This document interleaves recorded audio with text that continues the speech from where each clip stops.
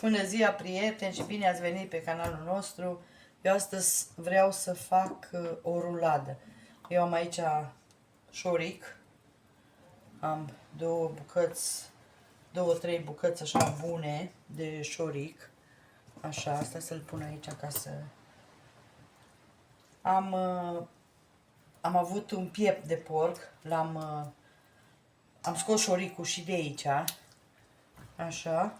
Și aici am carnea ce am făcut-o, și vreau să fac o ruladă din ea.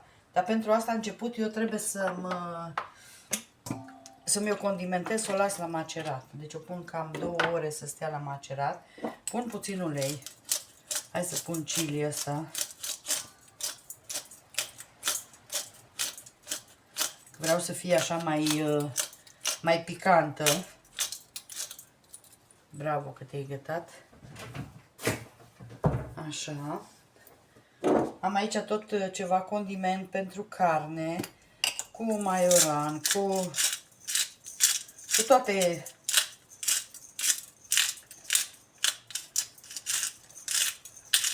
Așa, punem și din asta. Are mirosul ăla de maioran când boia.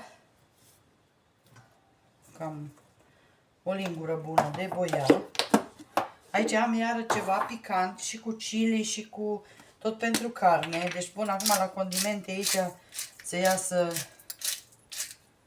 așa. Sare punem. Nu multă, că o să pun și vegeta. O să punem piper. Pun din asta. Dacă a fost la îndemână. Deci condimentele le puneți la alegere. Deci astea nu trebuie să puneți ce am pus eu. La alegere le puneți. Punem puțină vegeta.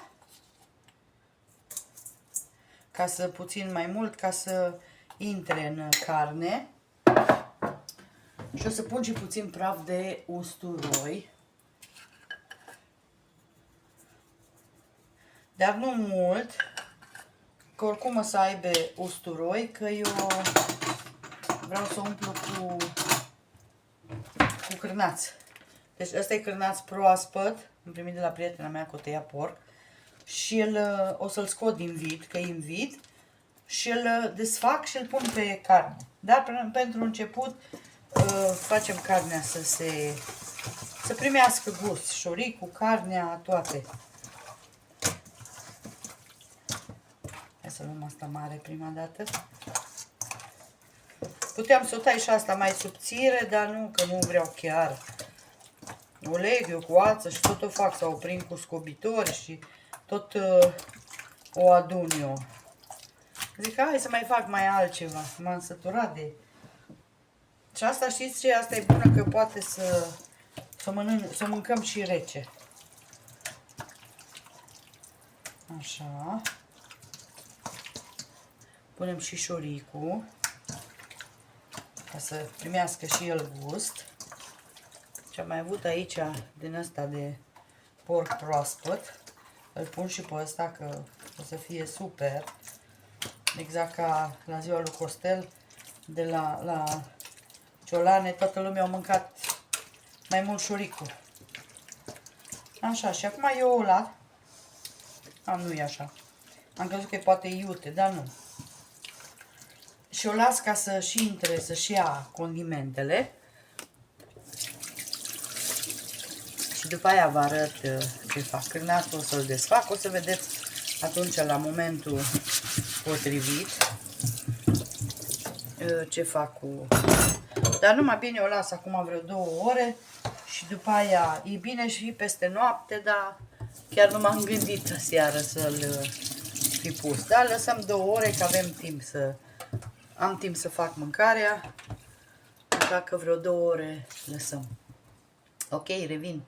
Haideți, dragile mele, să preparăm acum carnea asta de cârnați. Deci eu o scot din mațul ăsta, că vreau să o întind pe carne, nu vreau să pun așa întreagă. Că dacă o puneam întreagă, atunci nu o scoteam din maț.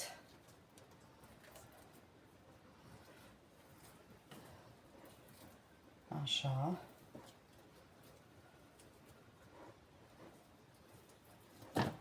Bun. Dacă știi ce fain miros, zici că acum am tăiat porcul. Așa de fain miros are. Eu acum peste ea o să pun un ou ca să-mi țină legat. O să pun un ou. Și o amestec puțin.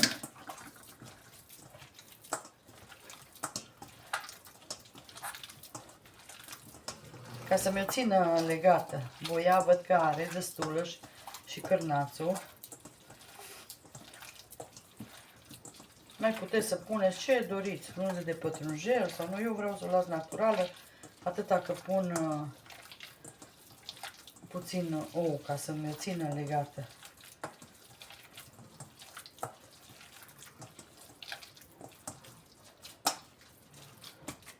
Și pâine, dacă o serviți toată odată, puteți să puneți și puțin pesmet. Dar eu nu pun ca să nu se... Știți că pâinea se crește repede. Dar dacă o serviți toată odată, puteți să puneți puțin ori pesmet, ori pâine.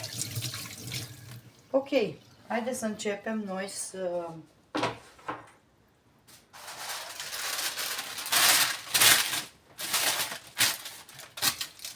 Așa, să începem să punem pe foaie. O să încep să pun șoricul. Prima dată. Așa cum pot să-l pun aici, mai trebuie să avem o bucățică.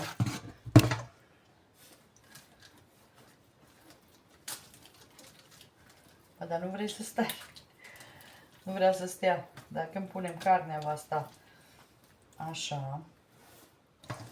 Și acum punem bucățile de carne. Aici am și os din ăla moale. Să știți. Și asta așa. Așa, asta să mă spăl pe mâini. Mă enervează când mă ung așa, dar... Și acum pun și carnea. N-am pus tot cârnațul. Asta mai mult așa pentru gust. Așa un pic, o întind peste tot. Dacă faceți cu cârnaț întreg, atunci puneți așa o bucată numai.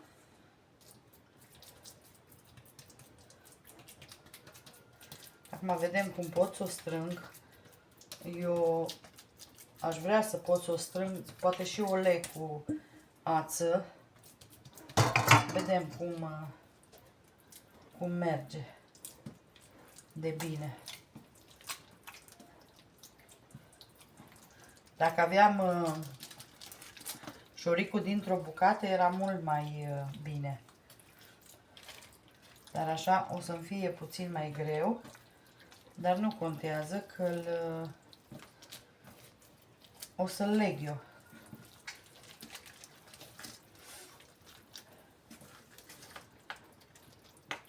Deci o să mă încurce și puțin oasele alea, că n-am vrut să le scot.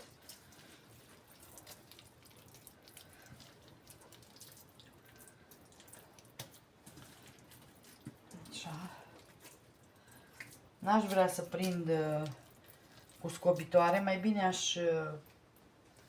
aș lega-o. Vedem.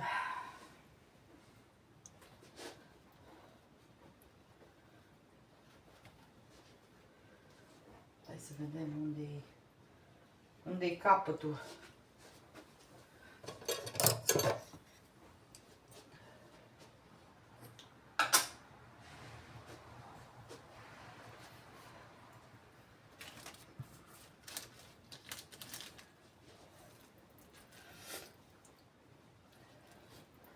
Eu vreau să o leg, că mi-e mai bine dacă o leg.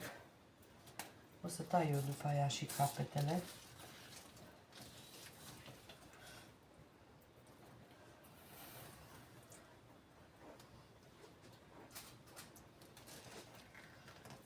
Că aici putem atunci să o strângem cât putem să o facem și mai deasă. Puneți așa pe pasta pe folie, că mai bine puteți să lucrați decât pe fund de lemn sau.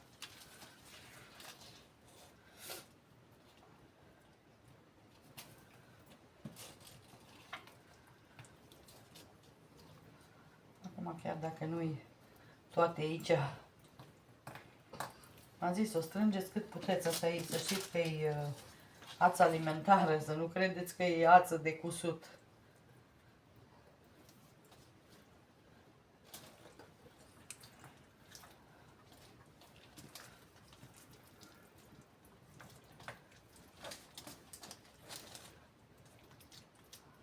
Facem noi să fie bine.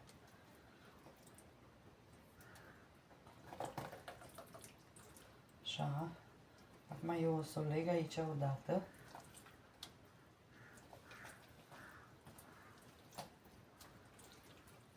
Așa. Mai am aici o bucată. Au fost două, nu știu cum s-au ieșit două bucăți. Cum este vremea la dumneavoastră?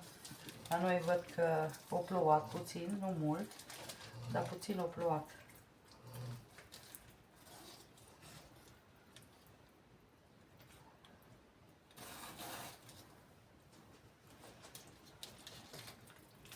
Așa. Tot mă chinui să o strâng ca să nu o strâng prea tare, să iasă capătul ăsta, că aici e os din ăla moale și am vrut să-l las.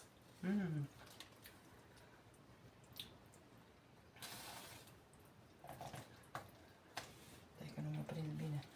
Nu mi-o prins aici șuricul. Așa. Și acum putem să dăm așa.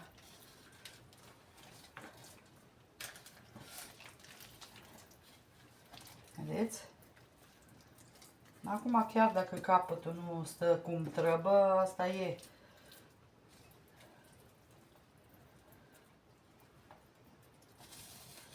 M-am și uns toată. E iară bine.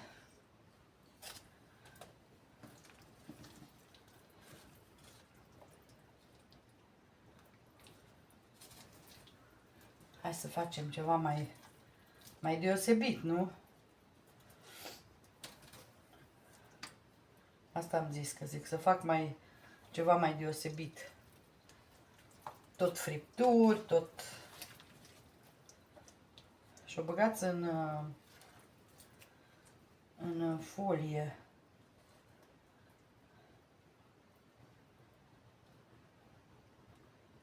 No.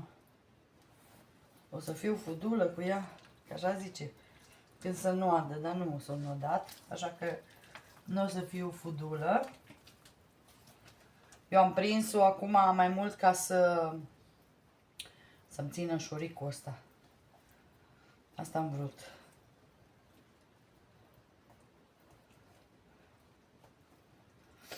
Ca să-mi țină șuricul strâns pe ea. Că așa puteam să o pun, să o împachetez, numai la capete, să o prind cu scobitor, să o fac așa dreptunghiulară. Dar am vrut să-mi țină șoricul ăsta pe ea.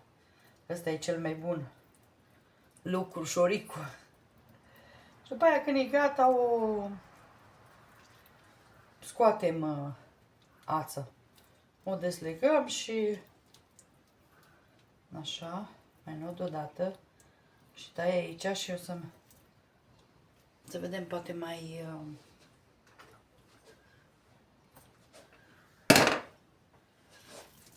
hai să vedem. Aici știam eu că iasă, că e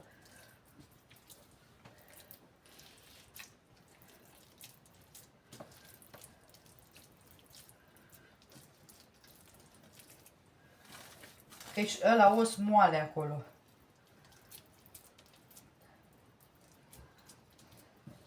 Să mai leg eu aici.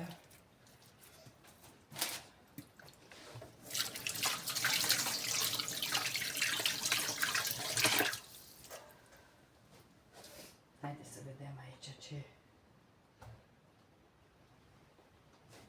ce mai avem aici. Ei, dacă ar face bucătarii ca mine, ar sta atâta la o ruladă, nu știu dacă și-ar lua salarul.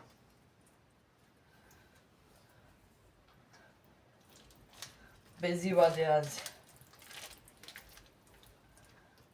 Nu-i bine.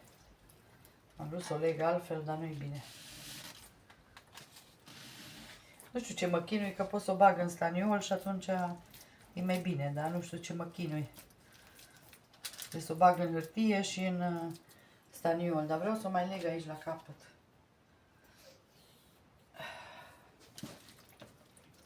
Aici că am început și n-am început din capăt cu legatul.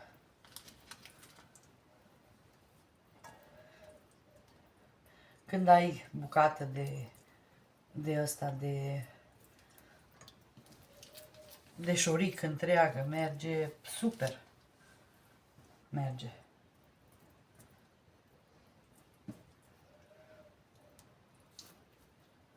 Atât o las, nici nu mai fac altceva.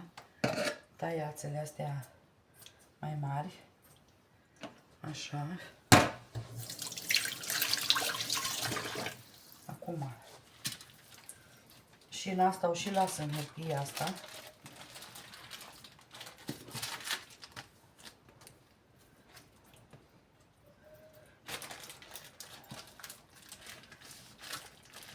Așa. La noi a plouat și acum iasă soarele. Ce spuneți? Doamne ajută să fie mai vreme bună.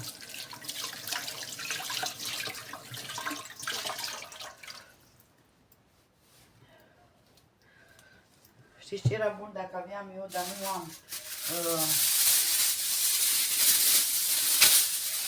pungă din aia magică, nu mai am.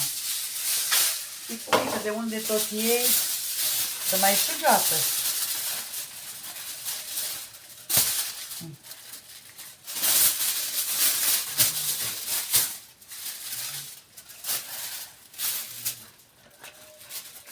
Trebuie să mai pun altă hârtie.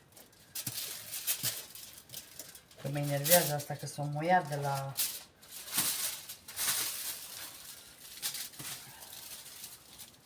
Poate nu trebuia să strâng eu așa tare, dar... Am vrut să fie strânsă bine.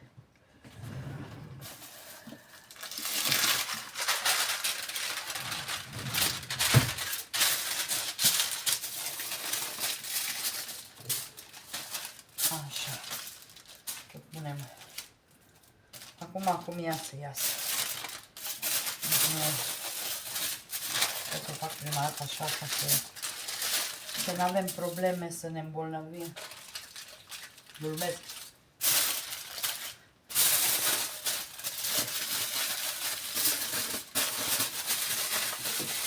Așa că eu acum o pun la cuptor.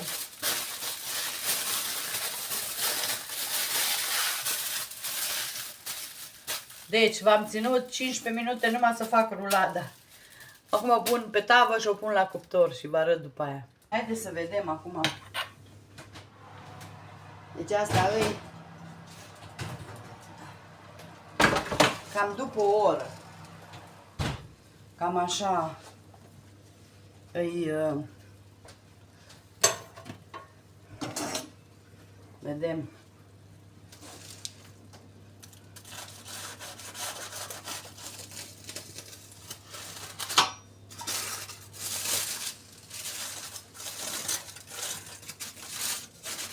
Așa.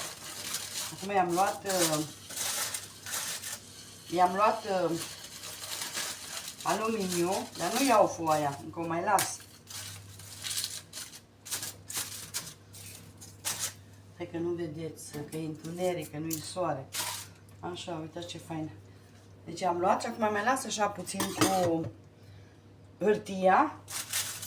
La urmă o desfac și o las să se prăjească bine.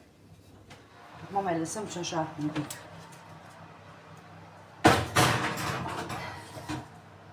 Deci oricum cam 2 ore trebuie să-l țineți în cuptor.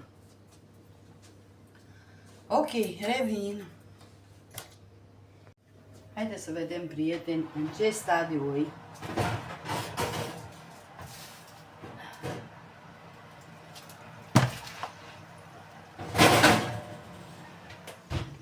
Acum chiar tăiem, vedem unde mi foarfeca.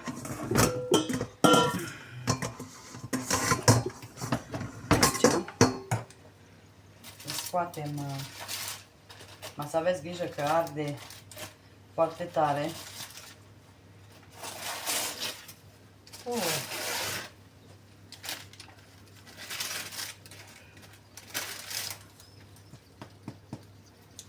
Deci prin hârtia aia, vă dați seama ce fain s-a făcut?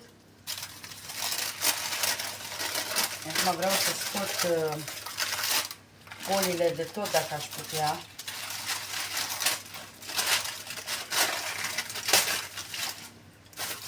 Vedem. Haideți că nu vă țin, vă scot foliile și după aia vă arăt. Uitați, acum am întors-o pe partea asta aici, să se facă și aici și o bag pe ventilație să se facă peste tot. Și după aia vă arăt când e gata. Oricum o lăsăm să se răcească ca să pot să o tai. Că așa nu pot să o tai.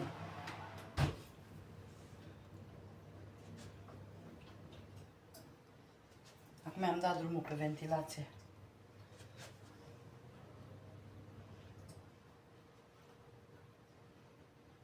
Așa. Și acum să vedeți ce faină să face șoricul. Oricum e crocant. Deci mai ales deasupra, prin hârtie a ieșit crocant. O să revin cu ea. Și uitați-vă, dragii mei, ce fain a ieșit. Acum eu încep să scot sfoara. Că doar nu am mâncat cu sfoară.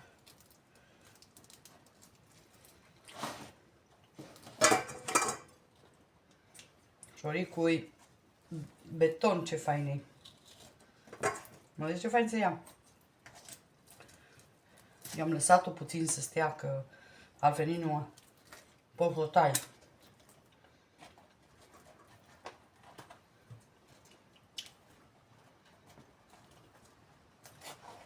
Acum, dacă nu vreți, nu o legați. Dar eu am legat-o ca să-mi stea. Să stea bine prinsă, nu să desfacă. Așa.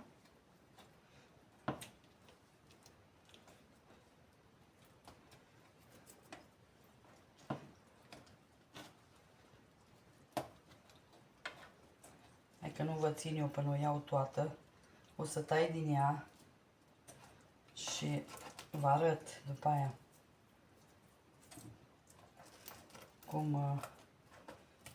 cum arată. Dacă știi cum să o tai, știți cum să ia. Pua. Să ia imediat fain.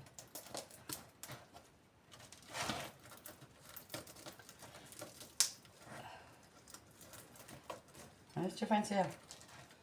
Mă trebuie să știi să o iei, să o tai. Eu am pus și, adevărat că eu am pus și multă. Dar poți lucra cu ea, nu vedeți. Acum și dacă se mai rupe, doar am făcut-o pentru noi, nu pentru expoziție. Dar din cauza că șoricul e crocant, se ia fain. Haideți că eu vă tai de aici, ca să nu... După aia am eu timp să mi-o curăț. Da, să mă spăl pe mână, că... Toată m-am uns. Eu am făcut și cartofi aici. Haideți să vă arăt. Eu pun cartofi, cam așa, spălate pe mâini, deci ați văzut că sunt spălate pe mâini. Aici pe cartofi o să rad eu puțină brânză, că mie așa îmi place.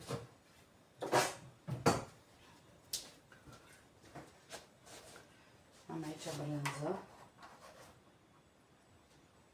și o să rad.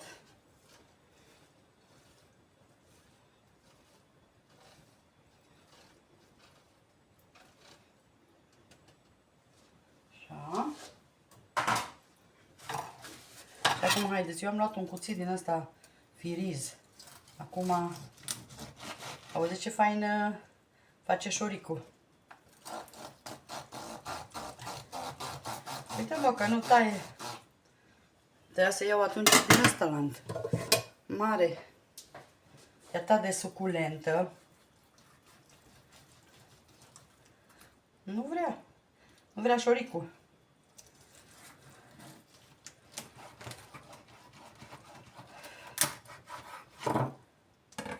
Super fain a ieșit. Și cu salată de varză servim noi. Cuțitele mele taie foarte bine, să știți. Mașoricul e tare și atunci nu taie.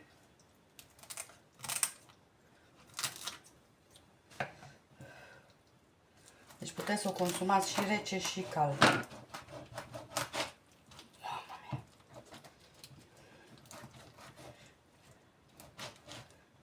Hai mă.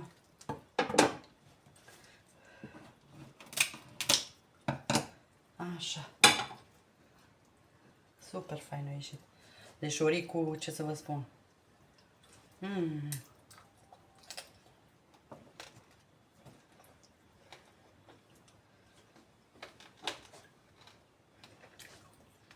Uitați ce fain arată. Nu e uscată.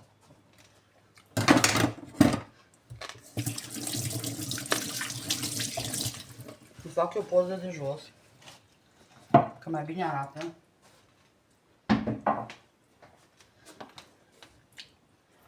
Cu salată.